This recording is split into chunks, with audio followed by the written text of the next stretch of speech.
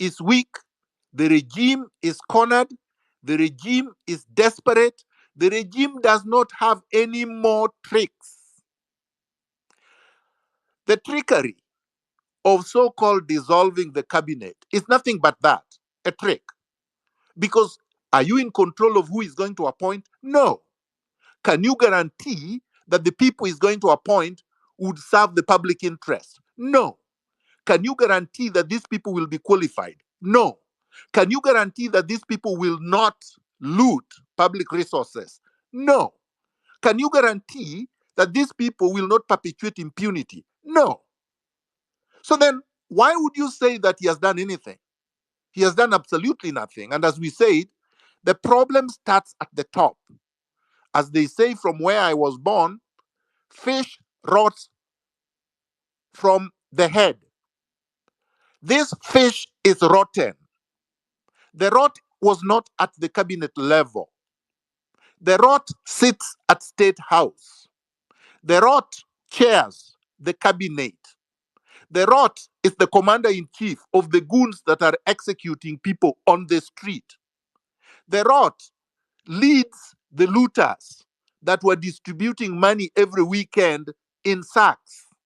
So therefore, if you don't replace the rot with all its miasma, whatever it is that you want to call it, it will regroup, it will grow again, and it will perpetuate a more vicious system of elimination, system of abduction, system of looting than the previous one. We cannot let Ruto escape now. As Buka correctly said, any attempt at dialogue, any attempt to blunt our attacks on the regime, any attempt to divert us, like ODM and the rest have been doing, is counter-revolutionary. It's an attempt to subvert, to sabotage the revolution. It's to try to abort it, like they have always done. This is what they did in 1969. This is what they did in 1992 when the Section 2A was repealed. This is what they did in 2002 after the defeat of Kibaki during the referendum. This is what they did in 2007 when we pinned Kibaki to the ground. This is what they did in 2017, 2018 when the NRM pinned Uhuru and Ruto to the ground. Raila came from behind and he had a handshake and he subverted everything. And this is what they're doing now. Without this historical context, you're doing absolutely nothing. We must understand this in its correct historical context. These people belong to one club. They belong to one class. They are oriented in the same political mind space. They are, the only thing they understand is to exploit, is to loot, and is to oppress. So what do we and need Miguna, to do? Yes. I was requesting if I could just, I'm leaving in 10 minutes.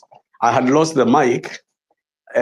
You might, if you could, as you are finishing, I could do, and you can come back finishing. on. That's fine. Okay. I'm finishing. Thank you. The scaremongering that there will be a vacuum if Ruto resigns with Gachagua and that the military will take over is nothing but scaremongering. These people know very well that when Ruto resigns, Gachagua will not take power because he will be going with Gachagua. We will be dissolving this government. And because the Gen Zs and the millennials and the revolutionaries have already rejected all the parties, Azimio will not come to replace them.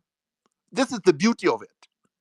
That this revolution is supposed to remove all of them in one fell swoop. So there will be no vacuum.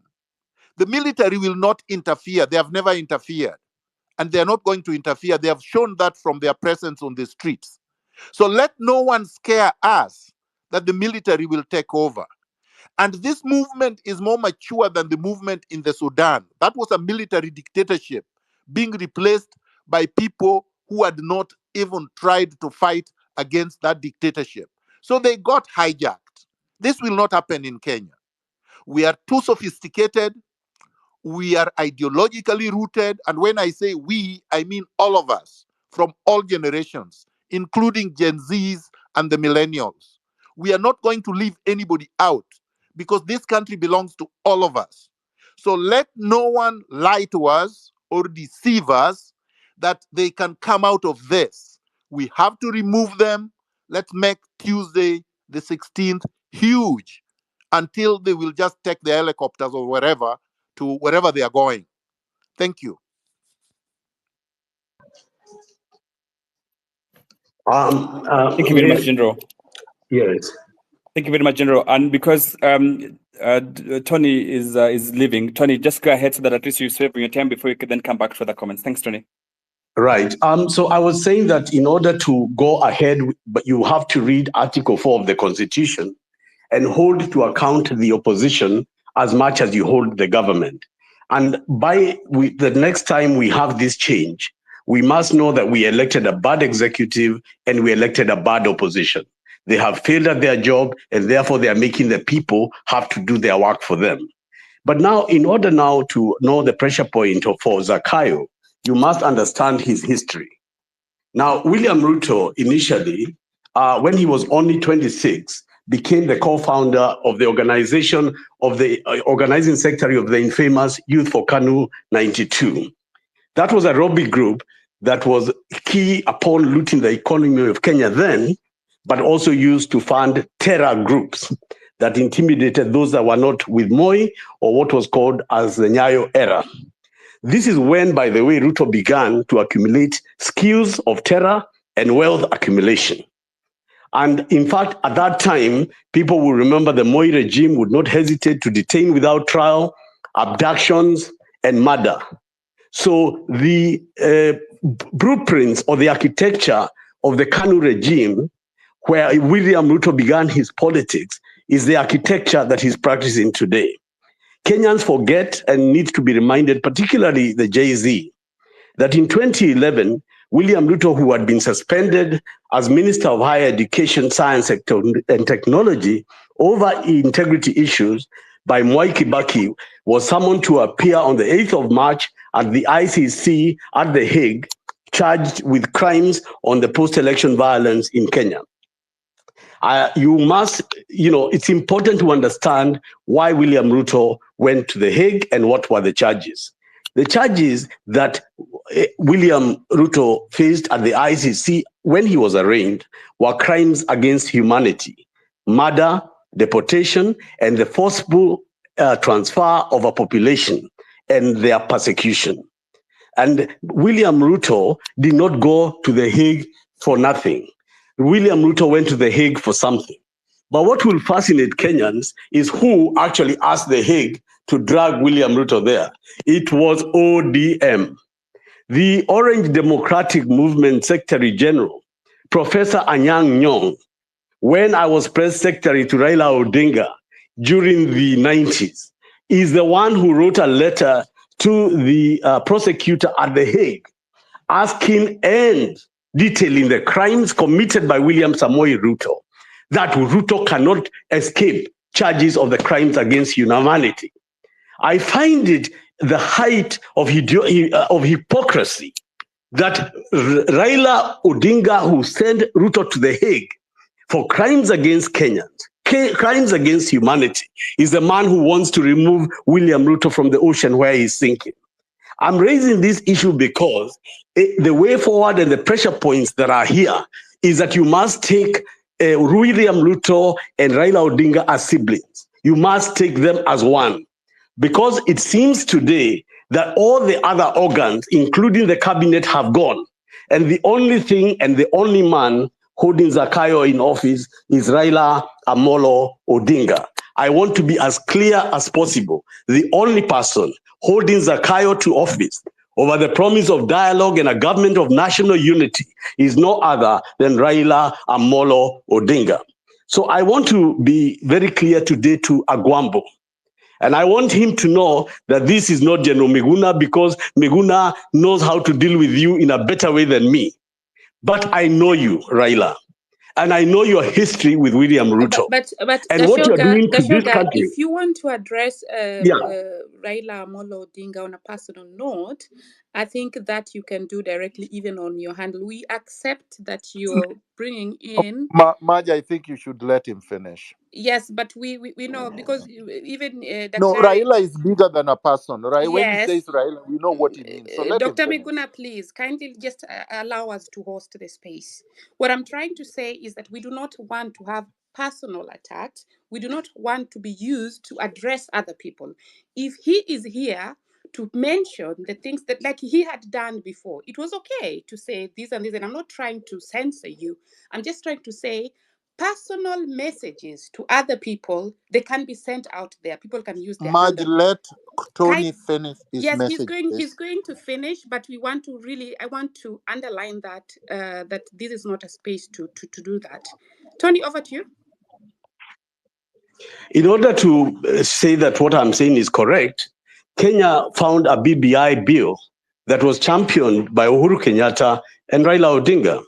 The High Court, in fact, 5 judges of the High Court, found under Article 257 that the matter was not people-driven. Justice Ngugi, Joel Ngugi of the High Court, Justice George Oguda, Justice Nyaga, Justice Madheka, and so forth. So I'm telling Maj that what I'm discussing about a people-driven matter has gone before the courts. BBI was stopped because it did not have or seek public participation. I'm a journalist who understands very clearly the rules of journalism are that opinion is free, but facts are sacred. And I saw a press conference where the ODM and later Raila Odinga said that they want to have dialogue and a discussion with Zakayo on behalf of the people of Kenya, that they are going to convene. And what the BBI ruling said, the president or Raila could not initiate the people-driven.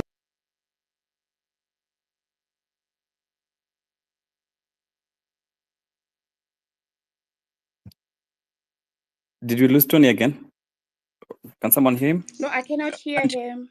No, I cannot hear him as well. But may I request, Hilary, may I request that we give the chance to Peter Maina? He's logging in from China, so his time zone is really, I mean, I think he's up in the night.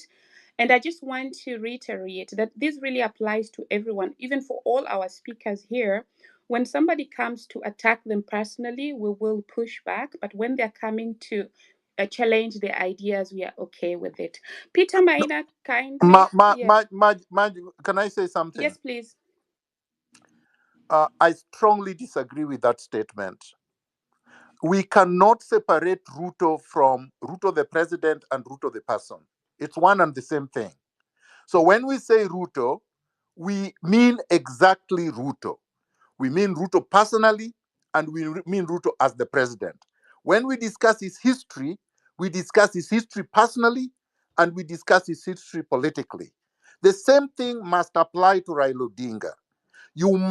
We must allow everybody else to speak freely, even if you deem that that is personal attack, because Raila is both a person, a leader of a political party, and a symbol for something. We cannot muzzle anyone in a revolution. So let people speak. When they are speaking about these enemies of the people, they must be allowed to speak freely and fully. Thank you very much, General. Your point is made. Maj, let's indulge General. And like you said, Peter Maina, please, you have the microphone. Thanks. Hello, gentlemen. Thank you very much for giving me this opportunity.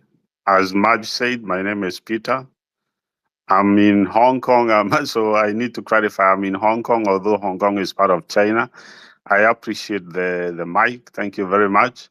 Let me start by saying that I would like, first of all, to send my condolences to the comrades who have lost their lives fighting for Kenya. We should honor them and we should appreciate them for their sacrifices. Having said that, I would like to congratulate the Kenyans and tell them that whatever that you guys are doing, even if we are not there, We support you. We will support you. We are with you together, and we are going to achieve our objective. So let me say that, Maj, today I have time, so don't worry that today about the time. Today I have enough time, so I'll be here all through. I would like to give the general time and Tony Gachoka time. Let's give them time. They give us the context, and also they encourage us and advise us on the way we can move forward. Because I think it is very important that we understand the people that we are trying to fight with, or we are trying to remove from power, and their supporters and their backers. So as Tony Gachoka was trying to explain, I think it is very important that we understand the context, so that when we engage them, we know where we know the person we are engaging and how they play their game. Because you see, politics is a game. And what they are doing now to call for dialogue, the dialogue is not a real dialogue as they want, as they are telling us. They are trying to, Ruto is trying to buy time. And when they are trying to buy time, we should not give them. So it is very important that we are able to face them and do our thing without getting distracted. So I have time. Thank you very much. Let me give back the mic. I'll talk as we move on forward. Thank you very much. Yeah, thank you, man. Umaja, as you come in. And then Daktari, can you ask Miguna Miguna, because I see you drop, you come back. I don't know, people are dropping, coming back. Are you on the speaker?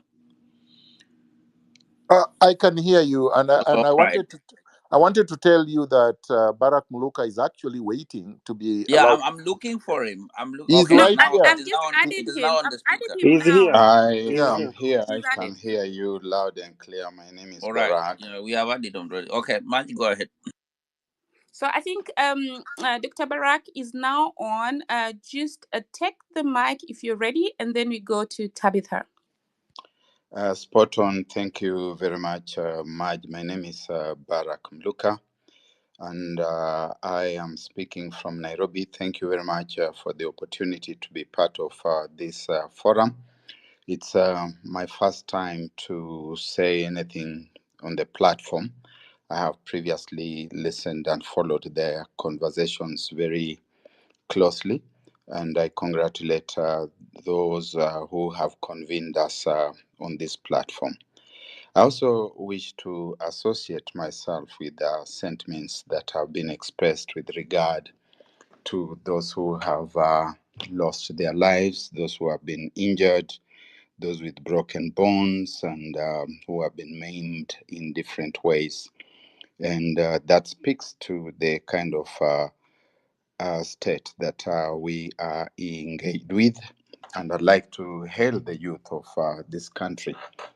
We are right here in Nairobi, as it were in the eye of the needle, at the center of the theater where the rubber meets the road.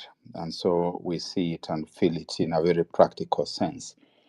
That does not mean in any way that we diminish the collectivity of the effort to vary the situation in our country and make ourselves a better country. As I said in an article which maybe some of you have read in today's press, we are living in very exciting times, and I think that we are on the cusp of a revolution.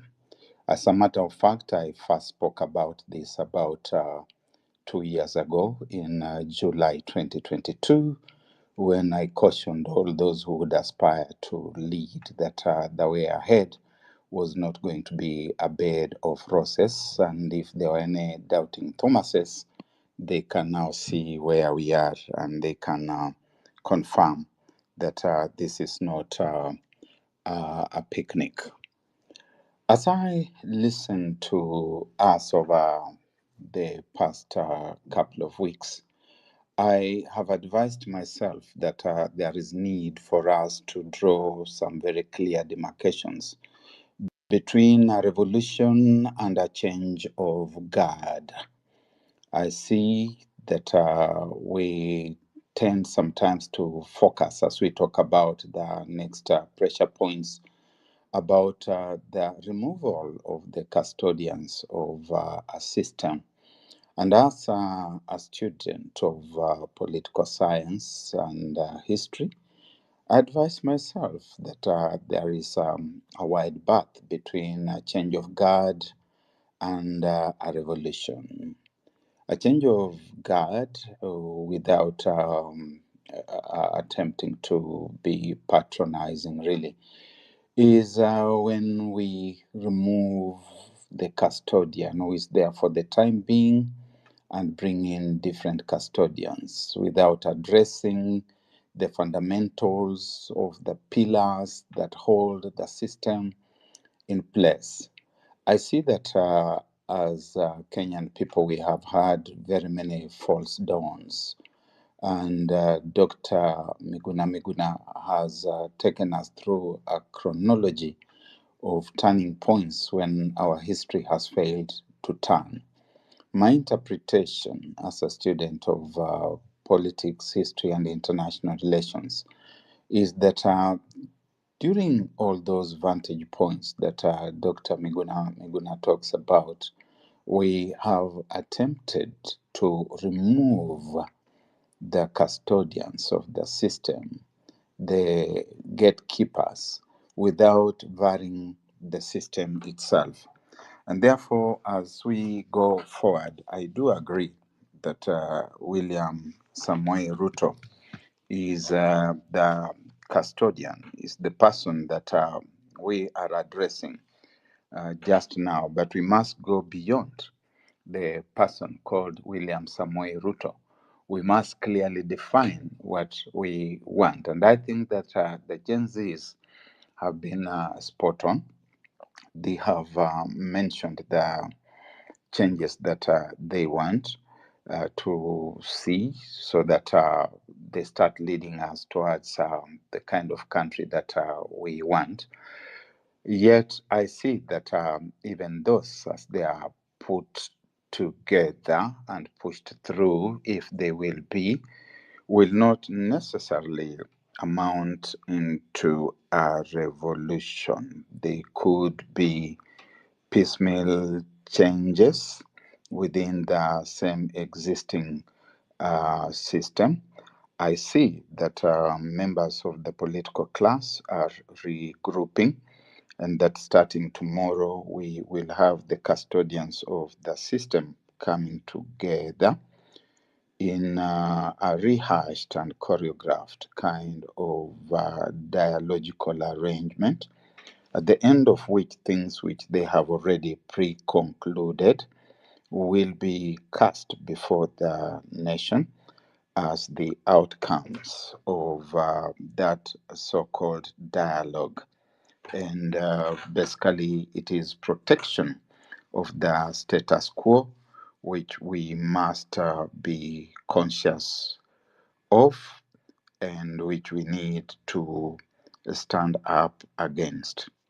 Now, as we say that, therefore, we have got to ask ourselves what our methods are going to be. I think the first speaker, I'm not so sure who she was, I found her going on, spoke about the need for non-violence. And I do think that the non-violent approach was the defining methodological departure from the earlier efforts, and it's been able to move us very significantly. When we say that such and such a date is going to be the 0 hour, it's going to be the moment that the guillotine will come down, I would urge us to speak a lot more about the methods that will make that happen rather than the characterization of the villains. We already know about the villains, and that is why we are engaging against them. And if more of our energy would go towards saying, so this is what we must do, and attempt to break it down, I'm afraid I will not pretend that I have got any fast and ironcast answers on what needs to be done. But I also know that when you have a formula that is working, you tend to continue to apply that formula. As you may think about other formulas, we have been occupying spaces, and we want to talk a lot more about occupying more spaces in a non-violent manner, barring which we would be talking about engaging as militias, and I doubt that that is the path that we want to engage with, certainly not for the time being, in my view. And so, what do we do to mobilize more people to come out if we are talking about revolution, and also defining very clearly that as we talk about a revolution, because for me, as a student of revolutions in world history, and there I can claim the right to speak ex cathedra because it's one of my areas of study and specialization. I understand revolutions in world history, and I would know that if you just substitute one individual with another, like we do in football, then you have not carried through a revolution. We must talk about a systemic change, and we must define the system that we want, and we must define the kind of leadership that we want, and we must define the kind of country that we want. And then we must also define probable and possible timelines.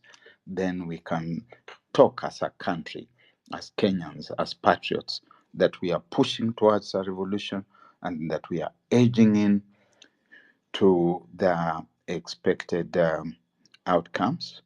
And so, therefore, finally, because I intend to keep my remarks fairly brief, we do well to recognize just two things that I want to conclude with.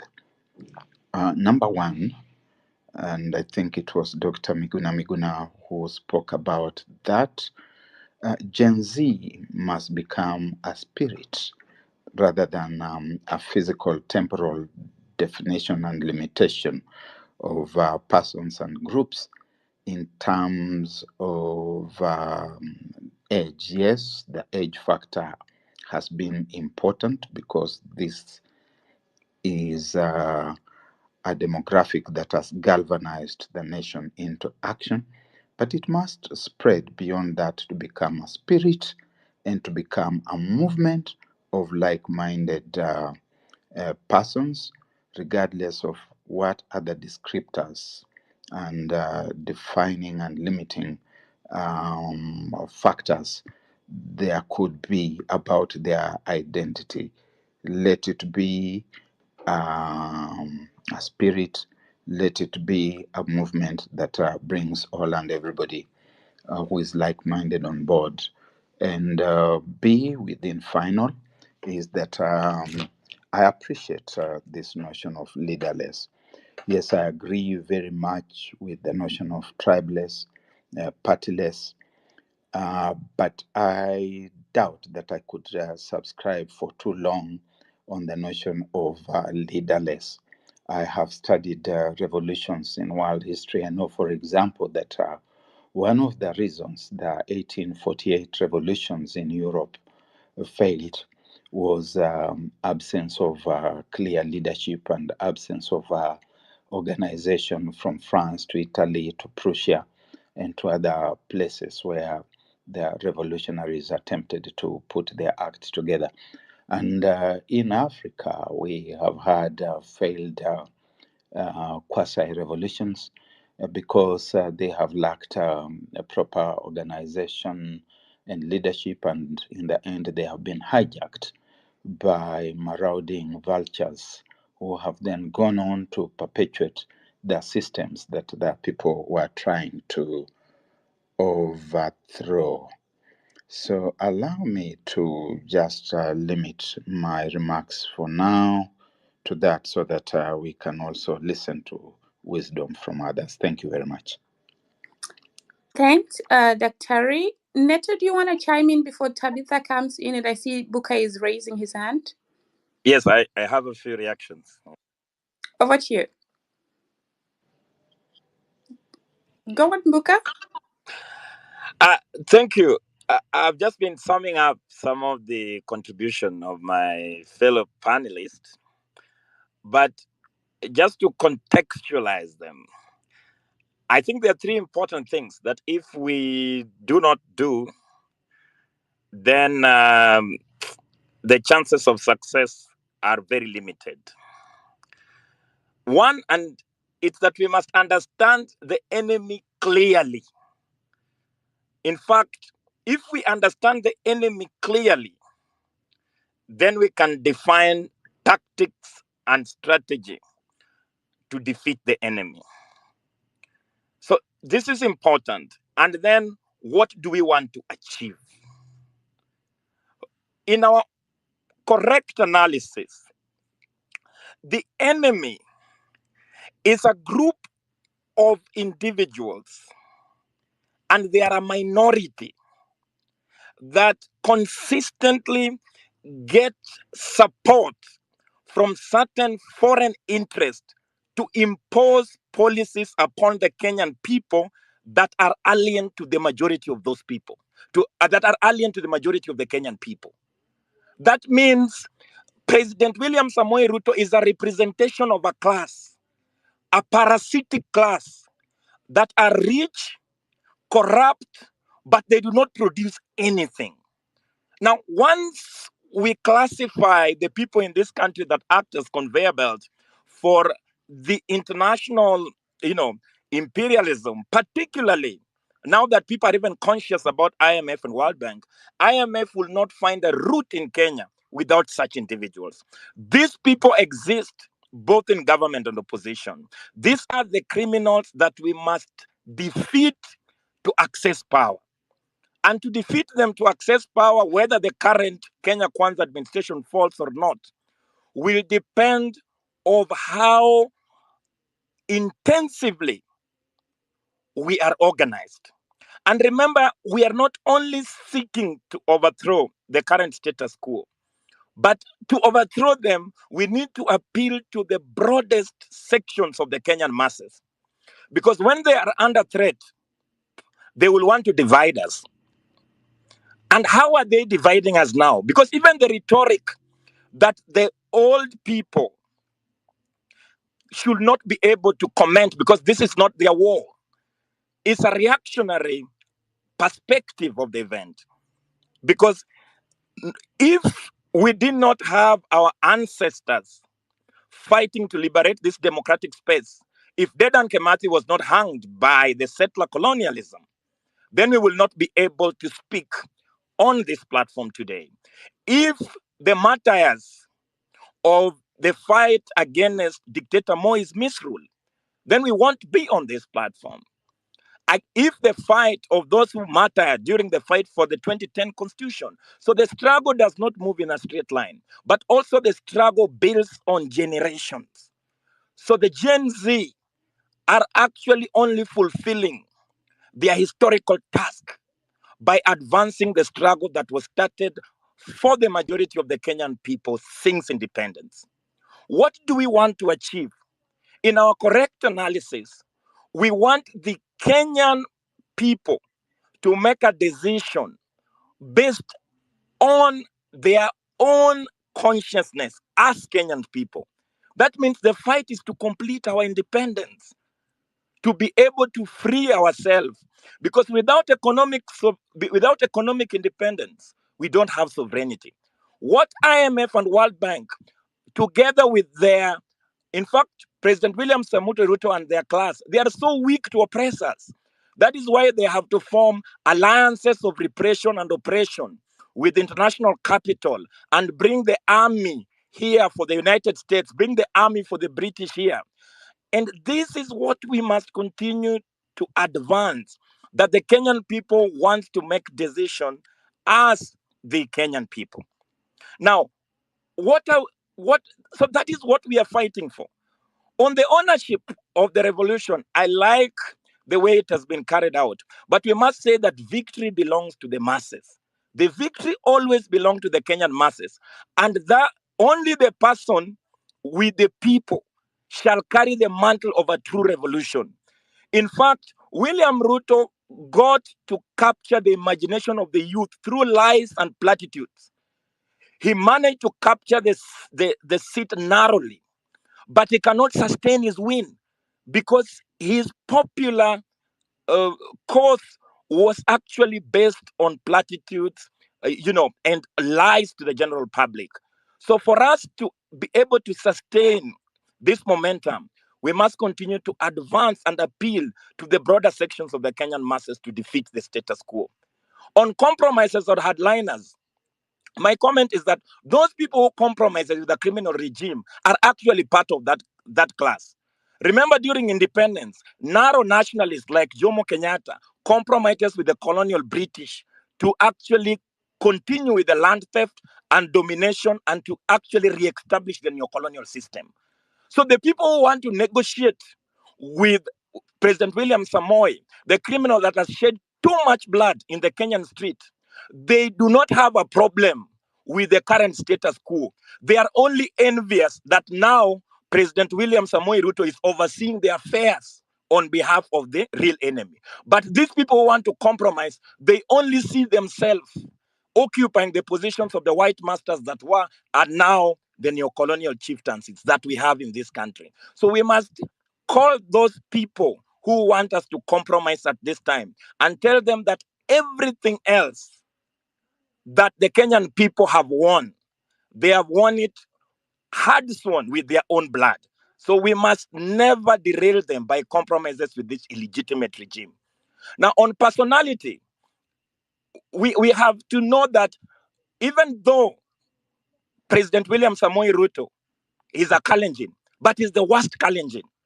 Even though Gachagua is a Kikuyu, but is the worst Kikuyu. In fact, the system that we have in place makes sure that the most powerful positions in these countries are occupied with the most backward people. In fact, President William Samoei Ruto does not represent the interest of the Kalenjin community. The Mudavadi does not represent the interest of the Luya nation. Gachagua does not represent the interest of the Kikuyu nation. In fact, they represent the interest of a minority of those small nationalities that they continue to ride on their back and negotiate for political power. So they must be called out in terms of mobilization, that even when people talk about tribalists, like I'd rightly say, it is not per se that the objective reality people are tribalists, but they are tired of political elite that uses tribalism to divide them along ethnic lines. So they are rejecting that kind of tribalism. On dialogue and the MPs who voted yes, I think what we must hear that the MPs that voted yes are the enemies of the Kenyan people. But the MPs who voted no, they must be seen to represent the interest of the people. So they should be the first people to start filing an impeachment motion against this president, because they know for sure the Kenyan people will support it. But don't they just think they will be complacent by saying that, no, we voted no? That is not enough. They must then do more in terms of what the constitutional framework offers them to make sure that the person who has shed so much blood in the Kenya and is determined to kidnap us and to abduct us is removed from political power. And why we must win this war? Because when the storm, when actually the storm goes down, the amount of repression that the Kenya Kwanza is going to do upon us is going to be almost near death. So we are fighting a fight for survival. We are fighting a fight of life and death. If we leave President William Samoei Ruto to stay in power for an inch, once he re-establishes himself, he will massacre us, he will kill us, he will run around and actually collect the people he thought caused him this pain, and they will be sent down under. This is what we must tell the population, that the repression will not continue, will not stop after the rejection of the finance bill. In fact, he will be able to re-establish himself in power, just like Moi did after 1982. Did he not send people to exile? Did he not form torture chambers? So the reason why William Samoei Ruto must not stay any longer in power is also for preservation of the progressives and the revolutionaries that have been opposing his government all this time. That is why we say on Tuesday, we are asking the President William Samoei, because he knows them, he must provide the people that are abducted, the people that have been kidnapped, dead or alive. He has to produce them, so that at least from that clean sheet, even if we are charging him, we know we have the evidence of dead bodies on the table. But at the moment, when we don't have our loved ones, then we must continue to push on for that kind of thing. Now, on the attacks of who supported who, this is something that has been used to attack the people who are appealing to unite all the progressive forces. There are people who probably will have supported Ruto at that time. There are people who will have supported other people at that time. But if they genuinely come to the people's camp and then say that we realize we have made certain mistake and they are willing to fight on our side, then we must welcome them with jubilation and actually make sure that they can fight alongside us until the defeat of the primary enemy, because this is important. And then finally, on violence and non-violence, it is important because the state has sponsored a certain narrative that there were criminals in the streets. The truth of the matter that we must continue to say is that the violence that was on the streets as we were on the street was started by the organized violence of the state.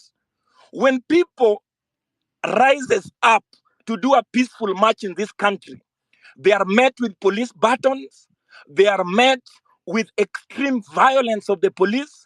Remember, on day 1 and day 2, there was a peaceful protest, and then day 3, they started to break the front. They are shooting rubber bullets, shooting live bullets, and the only way to break the barrier of the police until we reached Parliament was to confront the police violence. And it took at least limited violence from the people who were on the street to make sure that they were able to break the 3 barriers to reach Parliament. So we must understand that there is revolutionary violence and there is reactionary violence. We must not be ashamed to defend the people whose crime were only in the streets to defend this democratic space. But they were being shot at by live bullets. They were being shot at by tear gas canisters, by rubber bullets. They had to move to reach their destination, which was to present a petition in Parliament. This is important for us. And when we go to the streets, we call upon the police to define the routes where people will go. We have always called upon the police to sit down with the organizers, but they obviously refuse. In fact, Bungei, that is still serving in the police force, and the IG that has resigned, they will not accept a peaceful protest because they want to use the opportunity to brutalize the people. So we must continue to debunk what violence and what non-violence, because then we cannot behave like in Jeketile Rebellion, where the white man was shooting at us with bullets, and then they were spraying water, like witchcraft on them. This is something that we must continue to debunk. Otherwise, my conclusion with this submission, that comrades, let us open doors to consult widely, to build an outcome in terms of an organization of national that has a national that cuts across all stratas of interest in this country, and prepare for a post-Ruto era by having a government that can respond to the people. Why are we asking President William Ruto to fire people? After he's gone, we can actually fire them all and recruit people who can serve us. Why are we asking the President Ruto, who has continued to defy the constitution, to implement the constitution? When we have a pro-people government, the constitution will be implemented to serve the majority of the people. So the actual thing is we go to the real enemy, finish the real enemy, overhaul the system, and roll out a pro-people government. Thank you very much. Thanks, Buka. Let's have Tabitha speak, then Neto, and then Anthony, and then we'll open the mic to other speakers. Hilary, I see your mic is on. Go on. Yeah, I think Tabitha dropped. I don't know. And Neto, can you hear us, or you're hanging? Because I'm just wondering what is happening. I think Neto is also Yeah, Neto is. hanging. I think Neto So is also dropped from technical issues. Neto, would you kindly then just Yeah, leave he the should space? drop and come back. Yeah. Yeah. yeah, drop Neto, then come back. So I, let us I think, do. Maj, let Anthony go because he's representing the Gen Z group, Okay, eh? All Anthony, right. over to you. And he has really been on the road. Hello, am I audible to everyone? Loud and clear. Okay. First of all, I'm a millennial, but let me just take this opportunity to thank you for opening this wonderful space where we get to exchange ideas on the Kenya we want and the country we want to have. I've heard several people, Miguna, Anthony Gashoka, talk about the Ruto they know, which I believe is something we should all focus on. Anytime you're going to either take part in sport or politics or even war, you first of all must appreciate your opponent. What are their strengths? What are their weaknesses and all that? Ruto is not president by accident. He was strategic about it. He planned about it. And I believe he believes he knows what exactly he wants to achieve in this regime that he is leading. Our differences between us who are agitating for change are more of ideological differences. We all agree we want better accountability. We all agree we want a very deliberate fight on corruption. We all agree we need to stop seeing the blatant plunder of our country. We also need to agree that all movements that changed the course of a nation were started by young people. From the Mau Mau to repealing Section 2A to the Katiba movement to what we are doing right now. What I feel we are missing is a structure. Because for us to advance in any way, we need a structure so that we know in which direction are we all going. I just feel we are moving in very many directions at the same time. I also feel that we are not taking advantage of the small wins we get. And I'll go back to something I think someone alluded to, that come this Monday, tomorrow, a group of 150 people will sit down somewhere in this country, I don't know whether it's KICC, and they will start picking the next IEBC. Still, next week, the cabinet will be announced, I think by Thursday or Friday. For us who are agitating, will our choice, our voice, our aspirations be represented on the IBC we want to see? Will the same things, the ideologies we want, be represented on the cabinet that is going to be selected? Because he did say that he will consult. But I noted clearly, he said political parties, church leaders, civil society. He never mentioned the Gen Z movement anywhere. For us to be able even to feel we are winning, because I believe in any move, any agitation worldwide, study history for as far back as we can go. Anytime you gain ground, you need to learn to live.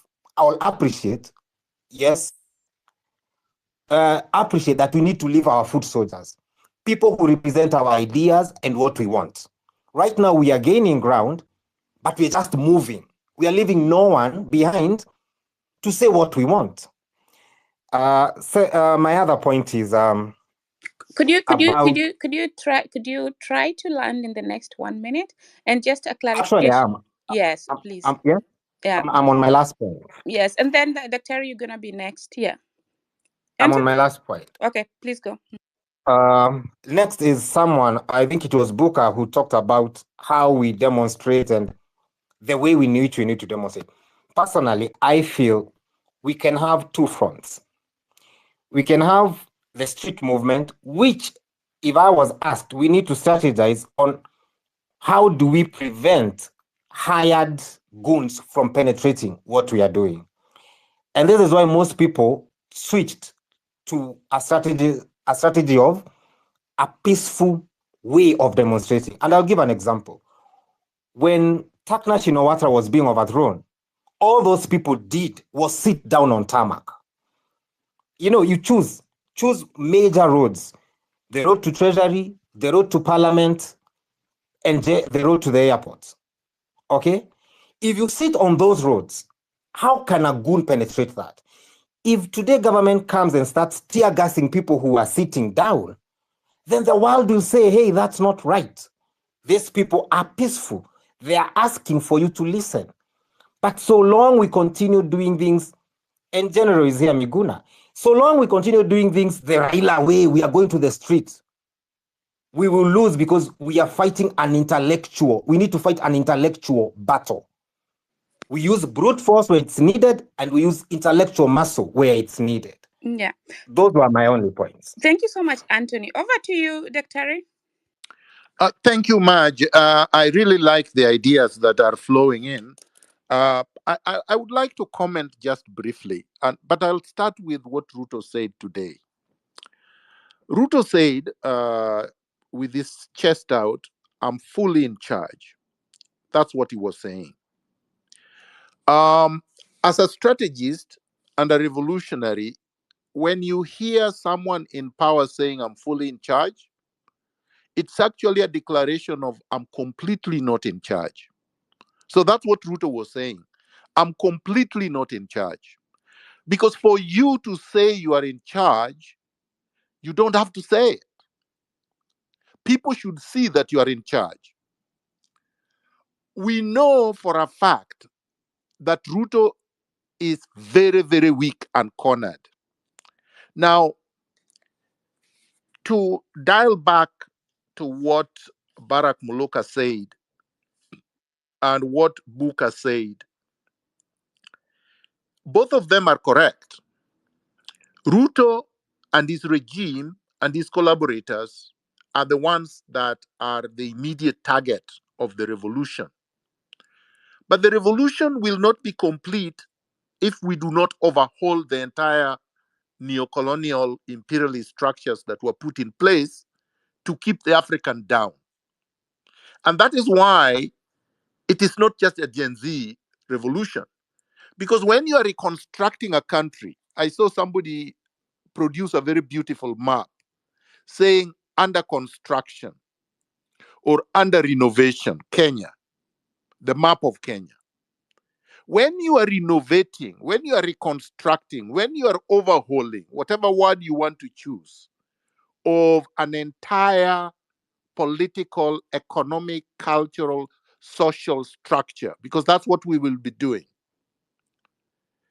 it means that it will not take a day, and it means you're not doing it for one generation. It means you're not doing it for yourselves. It means it is classless. It means it is tribeless, because the country is for all of us.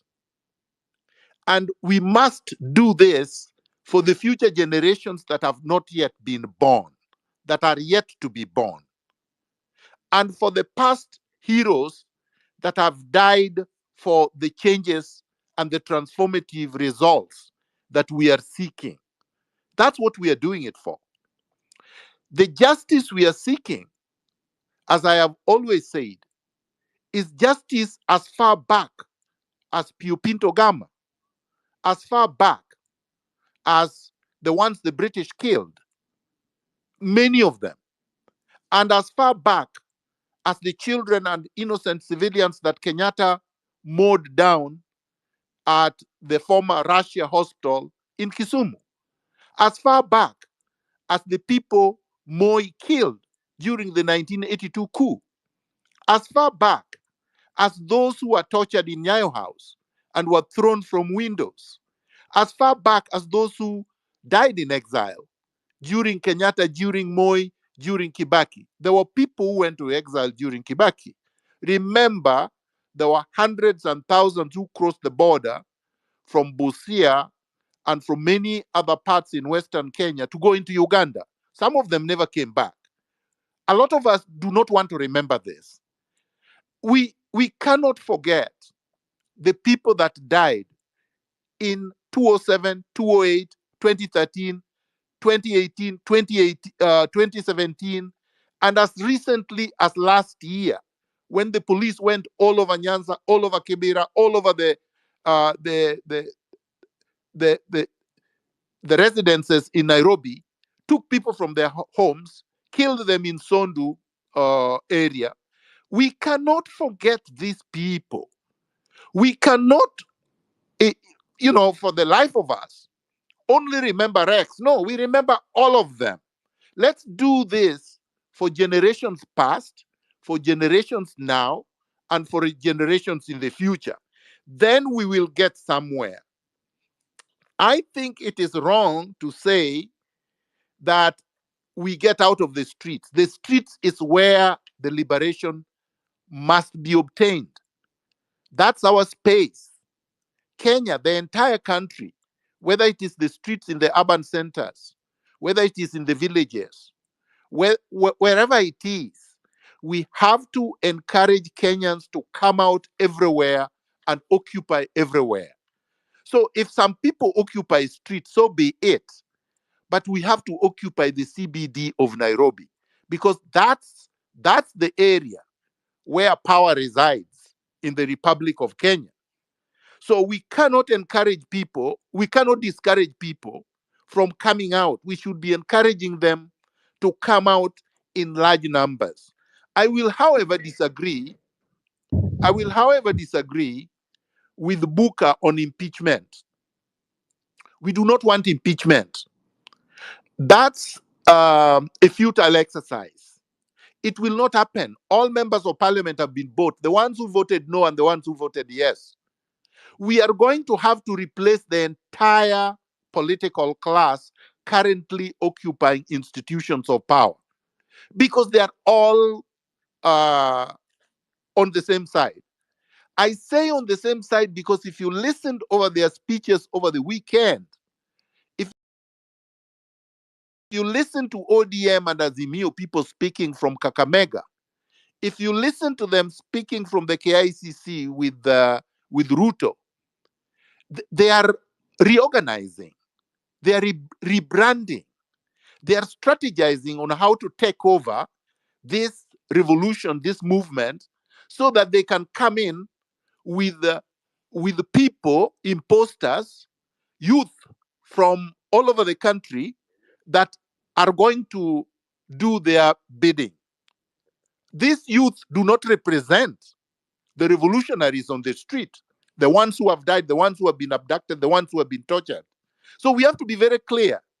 If we are rejecting and we are overhauling the entire system, we cannot at the same time say that we want them to go to the same rotten National Assembly that passed Finance Bill 2024 to impeach Ruto.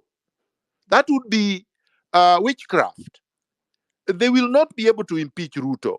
We want parliament disbanded, and we are going to do it. Just like you said correctly, that why are we asking for Ruto to fire so-and-so? We remove him with the entire regime, which means we fire everybody, plus we fire the opposition that is fortifying them. So I will end by saying, I think the next pressure point is Tuesday, that we should come out in large numbers so that if Ruto is going, and by Ruto I mean the entire regime, is going to die by cardiac arrest, so be it. Let's cause that cardiac arrest to happen as soon as possible. Let's remove these people. Let's then transform this the system of governance. But we cannot do it, of course. The strategy of doing that will not be done on the spaces because they are here. I've actually seen my friend Murkomen is here and other people from State House. So people are listening to us, and it is good that they are here because I think they need to listen to us. And they need to know that what they're trying to do now is too little, too late. We are not interested. That is something they should have done 2 years ago when they were sworn into power. They failed to do that. They showed us that they were not interested. They were not capable. They are not competent. They are, in terms of integrity, they are incurably defective. And so the people have resorted to take back the power that we donated to them and are now exercising that power. And Tuesday should be the final push when they all are removed from power. I will yield the mic. Thank you so much, Daktari. Before we proceed to NATO, I would just like to underline that indeed there is the only opposition we have in the country is the population. And the unfortunate event that happened, unfortunate but also fortunate, is that when there was signing in or the IBC topic there, the opposition actually, who was supposed to be defending the country, came and joined the ruling party. And it was unfortunate, but at the same time, very fortunate, because then the people would see that these, they're on their own, actually. That was the message they communicated right there. So for this, I believe also any process going through the same, parliament would not go through. Another thing I wanted to highlight, that was at the very beginning, Daktari talked about communication and information where people were attacking each other, and there were a lot of propaganda going on. In the recent times, we've seen, actually it was my very first time that I saw any country beating Russia with the propaganda. At the very beginning, they really floored them. Russia came and caught up later. So in war, there's power in information. What I find very unfortunate is that if A says this is happening, instead of people coming to prove A wrong, they come and attack A and say, no, he's lying. And so there's a risky situation in Kenya at the moment, because we have this side saying this side saying one thing, the other side saying the other thing. The government itself cannot be trusted with information. So we have really a vacuum that's really leading to a lot of misinformation. I hope the LSK is going to step up. I hope so far the public seem to be trusting them more, but we need a clear, when something happens, we need a body coming up and say, this is what we believe to be true because of ABC. That will give the public more trust, and then we'll end up having, we'll end up having a better situation than now. Now it's chaotic. Over to you, Neto. Thank you very much, Maj. And I'm conscious of the fact that after this, you'd like us to give open mic. But there are three things that I'd like to state. I think Dr. Muluka and General Miguna, their minds have met to the extent that really this particular revolution needs to be a collective, that, people of all generations need to come up together and, we do this together. But more instructive is General Muluka sharing with this history of revolutions, to the extent that, if it's leaderless, then of course it takes too long to deliver. So I think that's a point that you really need to take into consideration. But I also think that matches with what Buka said in terms of expanding all the voices in the streets into a formidable and organized structure. Having said that much, let me say three things. Number one, what the people of Kenya are doing is constitutional. There is nothing unconstitutional about what we are doing. It is because, and I'm happy that Tony Gashoka was really was on top of it, when he said, when he took us to Article 4 of the Constitution. But I want to expand it slightly a bit more and point out 4 or 5 articles of the Constitution. The first one is the article that gives sovereignty to the people. And that article says that the people shall exercise their sovereignty directly, and where sometimes or may delegate. So of course, that sovereignty was delegated to the Houses of Parliament, has been delegated to the executive. But we think that the executive is not running the country in the manner that we had hoped that he does that. What did he do? Article 10 aspirations in terms of national values, national core values have not been taken into consideration.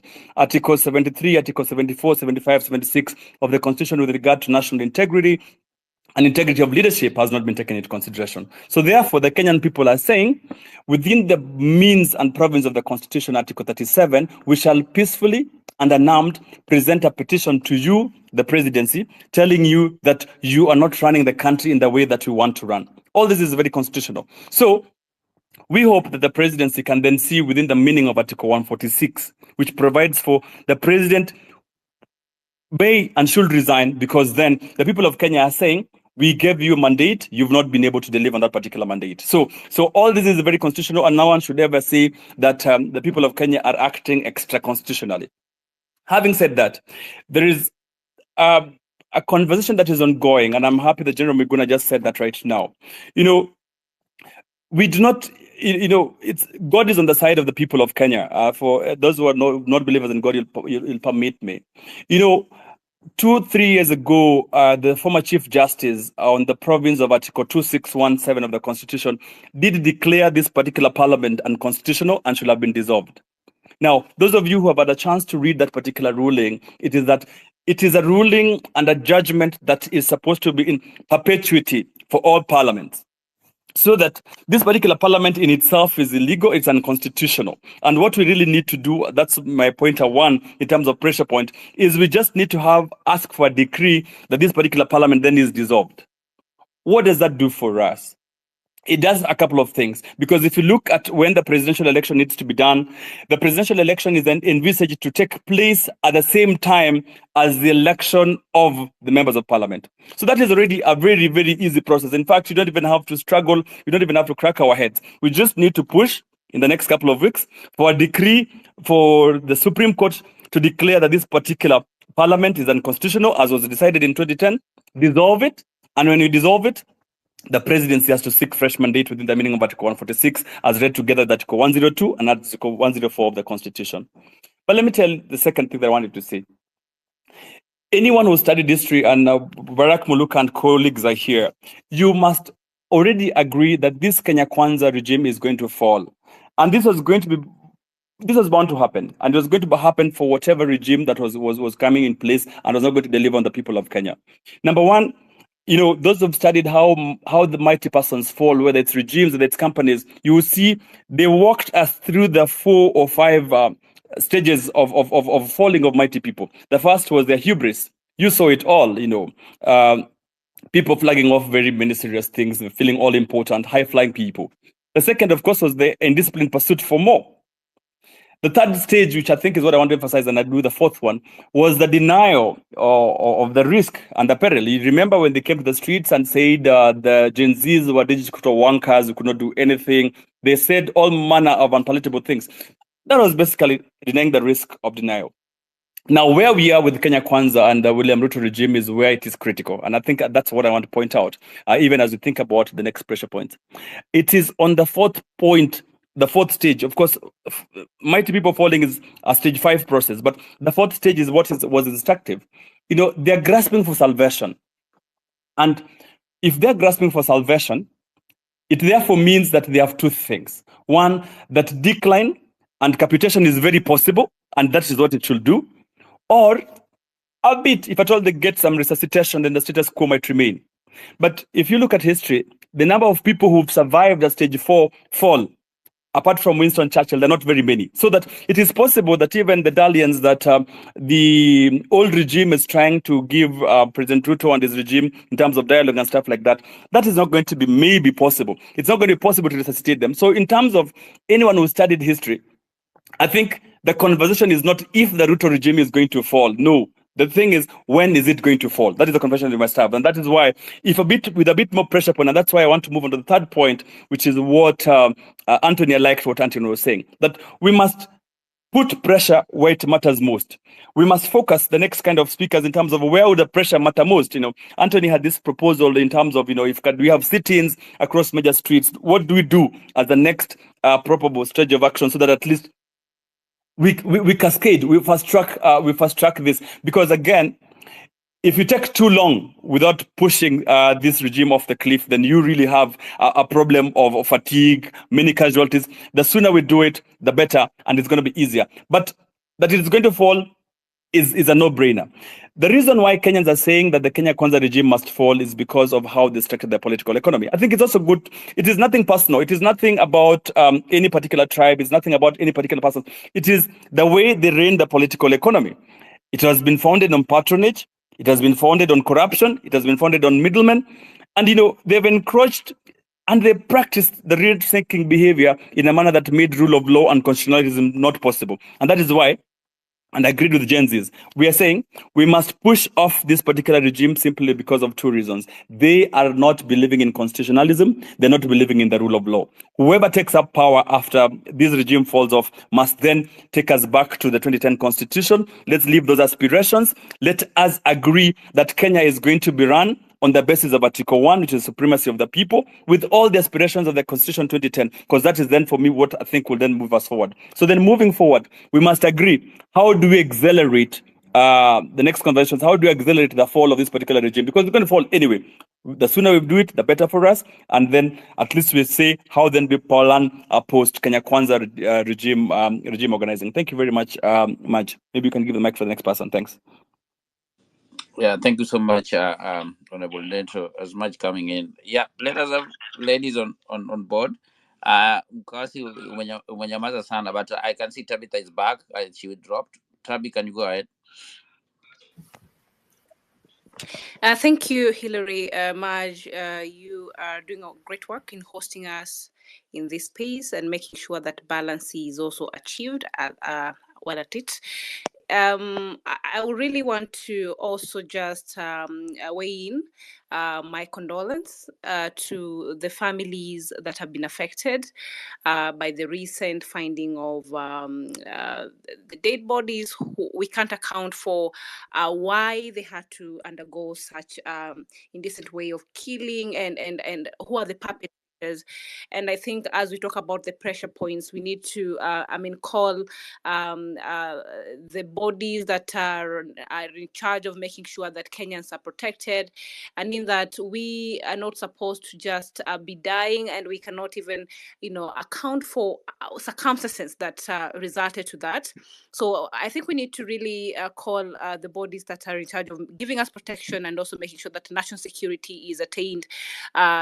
We need to call them accountable and give them pressure to also give us this report that they keep saying they're forming committees to look into issues that regards to, violation of human rights, and we've seen a lot of killings even during the demonstrations, that we need them to tell us exactly what are some of the steps that are going to be taken for the people who are found guilty, and even those who have been caught on cameras, national police that were taking part in the demonstrations, and they shot some of the demonstrators live with live bullets. Some of them were seen stepping on their necks. Some of them were seen doing very inhumane, ways of, trying to silence the voices of very peaceful protesters. So we have to see some of this conversation also taking place. We need to call these people accountable. So that we are able to also, as we go towards a free Kenya, a Kenya where all of us enjoy equal human rights conditions, these particular bodies that are in charge of giving us protection need to be held into account as a pressure point.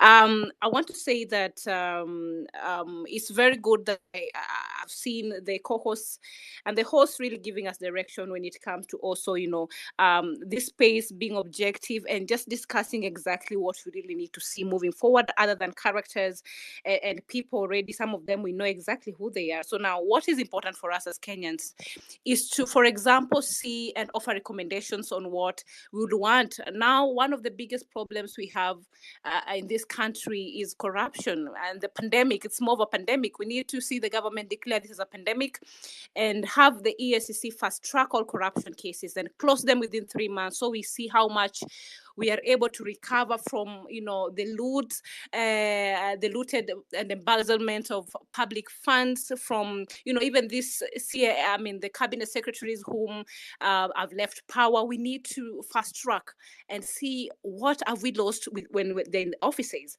What did we lose, for example, when Ababu Namamba was the CS in charge of the sports ministry?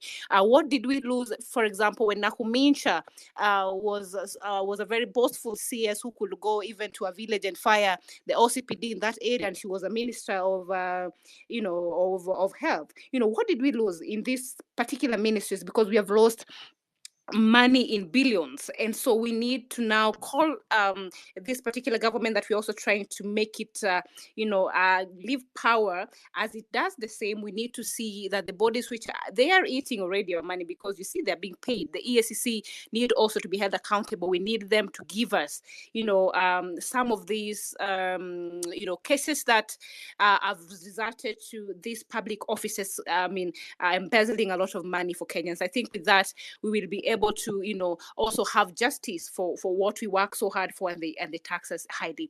I think also any leader whose department is accused of misappropriation and embezzlement of funds must step aside until all investigations are done. So then we also want to see that this government that is, I think, illegitimate at the moment, because the people have made their voice very loud, and they have said that they have no confidence on this government. We have to call the government officials who are still in offices, whether they're in parastatals, whether they're running, even government agencies, and even the governors who have been found culpable. We have seen EACC coming up with reports, and the in-sitting governors whom their counties have been seen to misappropriate funds, they're still sitting in those, offices, and they cannot account for the millions of money that are Kenyan money. They're not able to do projects for the people, and we do not see any legal action being taken against them. So we need to give these bodies that are charged with, like the EACC, they need to do their work. We are calling on them to do their work, because as we call the government of the day to go home, they are still having salaries. So as they are at it, then if they're not able to do our work, then we can go and occupy the EACC, so that we are able also to, have these bodies do their work. Now that we have the CSS that were appointed, sent home, as we still call on the pressure, the president, whom we are also trying to make sure that he goes home at the end of the day, will appoint other CSS. So while at it appointing the CSS, there is no point in time that he should, by any point, appoint, for example, the cabinet secretary that is in charge of sports, for example, should come from somebody who has been a sports person with a very successful sports career, shown that they have the capacity to lead and bring transformation to the sports ministry, and that we are supposed to see that not for only few people, but it's supposed to help the youth, and the youth are supposed to feel that the department that is charged with making sure that talents are nurtured, and also Kenya talent space and things like that are taken care of. We have to see people competent. If we are looking at, for example, the CS of health, we are not supposed to have a CS who already, by all chances, have a questionable academic credential. That person cannot even know what the issues around health are. We need to see somebody who has practiced as a doctor or as health practitioner, with ears showing credibility. They need to do a background search, so that we are not able to bring also other people who have integrity issues in the name of political affiliation to this space. And I think it goes ahead to even look at the other ministries and departments. We need to see that. I think another key thing, we need to have everybody that has been employed during the tenure of one Felix Kosgei, there need to be looked at in terms of the ethical imbalance, so that we ensure there is a balance in the civil service based on the census of Kenya 2019 and of qualifications of people, because we have to live with the fact that there are many there are tribes who are more dominant in the employment spaces, especially during this tenure of the President Ruto, where we see one tribe holding key positions in terms of CEOs, even in the government parastatals. It cascades down even to the normal employees in the civil service. We need to have a review of the employment. We have to look at and review what are the qualifications, and has it met the threshold for ethnicity balance, because as we talk about unemployment even amongst the youth, then we need to look at how all of them get a position, especially if these people have gone to school, they have the qualification that they deserve. Not one tribe should be getting more government jobs. I think another pressure point for me as an individual, and I'm speaking on my behalf on what I would really like to, push to happen, is that these counties, as we talk about occupying them, they actually need to be occupied. Now, the occupation, the auditors now, this ESCC need to send the auditors down to the counties. So we need to know that these counties, how much have we been losing during this administration under these governors? What are some of the malpractices that are taking part in these counties? Of course, we know amongst them big is corruption. Bigger ones are even nepotism, and the list continues, because you see the problem that happens at national government. They have even cascaded down here to devolution. I mean, corruption has been devolved greatly. So we need to hold the county government also very accountable. So I think as a guideline towards the pressure points, given other factors and what the great speakers have said today, now we need to have clear as we leave the space today, as we go to Occupy on Tuesday, what are the key pressure points that we need to go and look at as we occupy the counties? Then what is the direction? So if we can have individuals here who maybe by chance already have records of what, for example, say a county where I come from, what are some of the things we need to look at as we go occupying the county and amongst other counties, then it would be a good guideline for the people whom will take part in this operation, which myself, I'll be there. I'll be at the center. I've always been there, especially here from where I'm speaking in my county.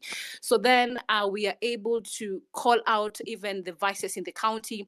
And as we clean this government and we demand for a better governance space, for better leadership in this country, I'm telling you, it has to start from the bottom. So we have to also hold, we have to have maybe even civic engagement with the people on the ground and get to even understand what is happening on our ward, so that as we call out bad governance and we talk about an administration which is not functioning, and we are calling out for better as people of Kenya because we deserve better. I heard when Ruto was campaigning, he said wajinga wameisha Kenya, na ni ukweli kwa sababu tumeisha. And at the same point, he was trying to take us for fools, but he has realized that really Kenyans are not like people in other countries, in other East African countries, whom they know that they're being taken for a ride and they're still just staying there. And so we want to really understand that we are not just doing this in Nairobi, but even at the counties, as we upscale this and we demand for better.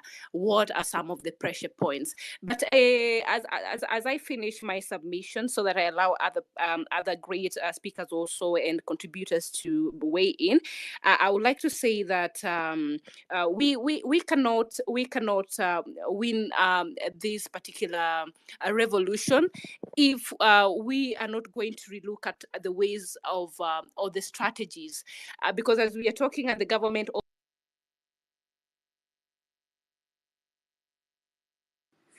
Can you hear Tabitha? I think she's dropped. Okay, so sorry Tabitha for that. I don't know what happened there. I can't hear Tabitha. I think there's a problem with our So network. Kingsman, there was somebody who was there's a lady who was to come before you, but I cannot see her anymore. Please go. And to all the guest speakers, should you want to chime in at any point, just raise your hand and then I'll see and let you go. Kingsman, over to you.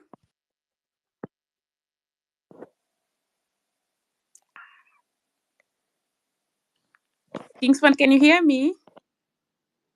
Okay. Kingsman cannot hear me. Just let me add more speakers to the panel. Meanwhile, Neto, over to you. As I add ladies, I want to add more ladies. Okay. Yeah, thank you very much, and I think I thank Tabitha for already pointing us towards some of the pressure points, and I like that even as you speak, we've agreed that this particular regime is collapsing. The counties therefore becomes another focus because of the rule of law, corruption issues that the countries have gone through. So I mean, part of the strategy would be if we could spread, the forces. If we could spread the forces too thin, the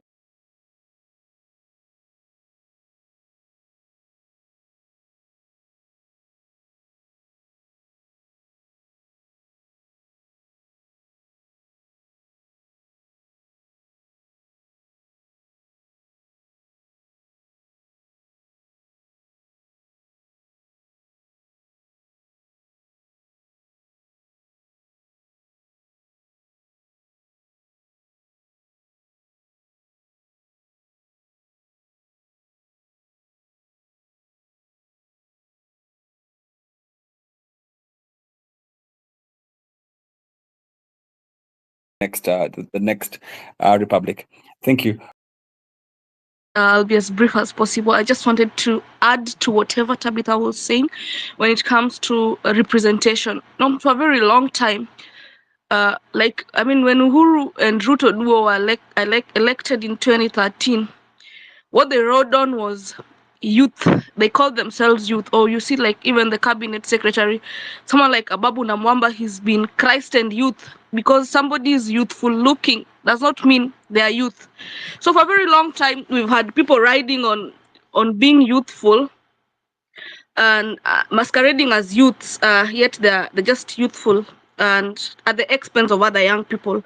So even as we forge forward, I think it's important that young people, as the Gen Zs, we continue to lead this. We really have young people coming to the front and being supported as much as you people are doing. Realize we have millennials and other people.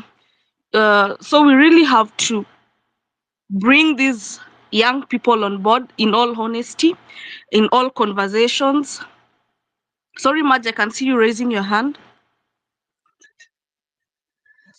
Does that Yes, mean Esperant, time is up? just a moment. I forgot to explain. So for the 2 minutes, when I raise my hand, then it means that 1 minute is over and the speaker has another minute to wind up. Kindly proceed. All right, thank you very much. Yeah, so as a feminist, I'd also want to say I'd want women to be brought aboard this movement. Not to be brought a lot, but to also lead. I've seen Tabitha and the works she does in Siaya, and I've seen. I think I wasn't ready to speak. I don't know how I got here. Thank you very much. Let me continue following. No, Esperance, I actually can guess what's going on. It has been very emotional, and that's why I'd like to encourage everyone not to downplay the mental weight of what is going on here. So, Kingsman and then Komwanza.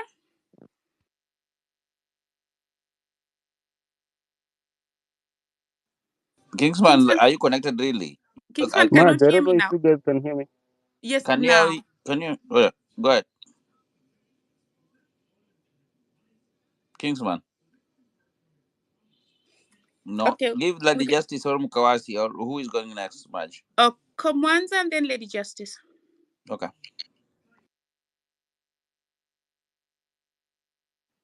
Komwanza, can you hear me? Kindly unmute your mic. Me? Okay. Mkawasi, Dr. Mkawasi, I can hear you. Please go. Oh, okay, thank you. Just a small comment I would like to make that was about countering propaganda, because this is going to happen a lot as you keep on going. For example, countering the charge of anarchy. Now, this goes to the idea of how to come against pro-regime propaganda. And I'm told there's a group of opportunistic persons who've been trying to paint the unfolding revolution as anarchy. I would say there's a need for us to resist the reaction of being defensive and have enough information when propaganda comes around. For example, ask them what they understand by anarchy. If they mean chaos, remind them that the beginning of this revolution, and every time Kenyans rose up to demand a better country, the people turned up unarmed. It's always been the regime and its tools of power who injected chaos. I think this was made clear by Booker. If they mean anarchy as a form of governance, teach them that many African communities that were not kingdoms were organized around anarchical system. And it simply means a government that rejects coercion and authoritarian hierarchy. These kind of places we were in used to be peaceful and they thrived until external intervention happened. Like I know of systems like my own people where the buying and selling of land amongst ourselves was profitable and that worked smoothly until the forces of colonization decided to give our land to other people, to the queen or whoever it was they gave it to. So those who do not know this history will believe we did not have existing healthy anarcho-capitalist systems regulated by councils of elders where no one was homeless. Now look at where we are now. So if you need this leaderless space to strategize and solidify the revolution, Let no one tell you you are chaotic, and press on. You are at a critical point of establishing foundations that will sustain you.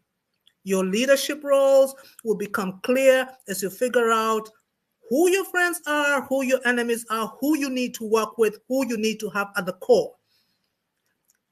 I'll just give you one example. Historically, there was one country, Republic of Kospaya, that successfully ran an anarchical government for almost 400 years. And they were so successful, they were so free that the Pope decided to end it all. And I'm not saying this so that we can adopt this kind of system for Kenya. No, I'm just giving this example as arsenal for you to push back on propaganda and insults like being called anarchist and chaos, which would mean violent. Just reject the propaganda and move on, figure out how to get information that can counter what propaganda that is coming at you. It has so far been inspirational to the rest of Africa. This revolution has. So keep the pressure on towards achieving the Kenya where every human life is sacrosanct. That is so important. Start by mourning every single life. Start by having a space where everybody who's killed, abducted, extrajudicial killings that have happened, that person is on a space and their names are there, never forgotten.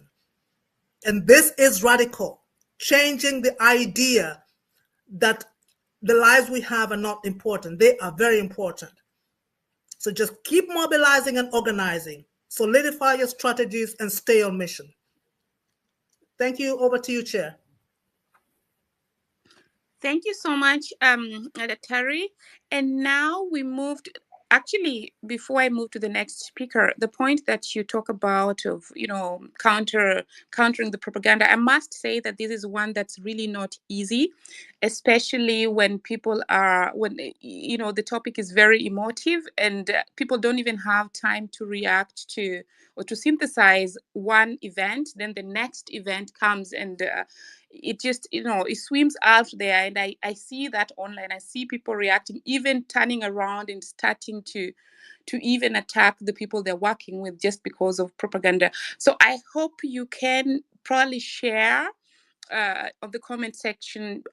I know for those who have time to read some literature there, then I think they will just sit down and take, even if it's 20 minutes per day, to just read and get accustomed to that. Thanks so much for that contribution.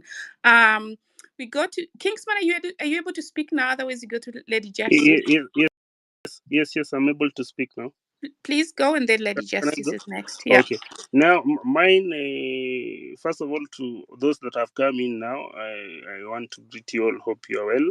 Mine is just to emphasize on the points that our key speakers, Dr. Barak, Dr. Miguna, have spoken about. Kinabuka is, first of all, there's something that Dr. Barak has spoken about, that we need to define clearly what we want as a people in terms of governance. And if either we want a regime change or it's a revolution, then if it is a revolution, there is something that is key whereby we need to change our system of governance, because I think that is the elephant in the room, and that is what has brought us here. The people who gave us the 2010 constitution, they gave us a very good document that focused so much on human rights, but there's a place I think we were played on. We were played in terms of representation, and we were given one of the most expensive constitutions in the world. If you look at representation at the county level, representation at the constituency level, I think the number of legislators that we have in the country can represent the whole of Africa, even 2 or 3 continents. If you look at the numbers, we have 416 members of parliament. That is now at the Senate, and then at the August House, that is where the MPs reside. We have 290 MPs, 47 women rep as of to date, and I'm not gender biased. I'm still unable to understand what their roles are in the society, and if you look at the both divide of the political class that we have in Kenya, they are just there as flower girls. They are literally doing nothing. If you go to the MCAs, we have 25, 26, 1450 elected, and the others are they come from. I see most are appointed or nominated by the parties. They actually have got nothing to do, so that the likes of Alai, the only thing they do nowadays, instead of going around doing the work that they are ought to have done as per the constitution, they are blogging for Ruto. That is what they have become. We have a very expensive constitution and members of parliament whereby we need 20 billion annually in order to continue servicing this part of this arm of government. If you take the money that we are paying these people like annually, you can, if you take the 20 billion that we pay the member of parliament, you can build 143 primary schools every year at a budget of around 20 million. You can either build another 500 secondary schools every year at a budget of 40 million shillings per secondary school. You can build 100 district hospitals every year. You can be at a budget of around 200 million shillings. 50 million shillings in terms of health centers. You can build 6 national state-of-the-art hospitals in the country if you take that money. So there's something I was pondering about, and this alludes to what Muluka was talking about governance. Why should we have people?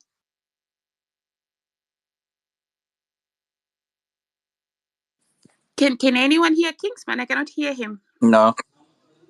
I think He you dropped. Oh my gosh, the IT over here is no, I don't know. Anyway, so Hillary, do you want to chime in before we bring in Yeah, another? no, it's okay. Can I chime in, Marge? Yes, Yeah, go please. ahead, Dr. Yeah, so Marge, what I would like to say is this, that we should not lose sight of substance and secondary issues, or substance and side issues. I know a lot of people have attacked the 2010 Constitution. The problem is not the Constitution. For example, the Constitution does not set the pay scale for members of parliament. The Constitution may provide for the number of representation, but you could pay them $2 each. You could pay them 100 shillings each. You could pay them $20,000 shillings per month. So the amount of money wasted in providing these charlatans with largesse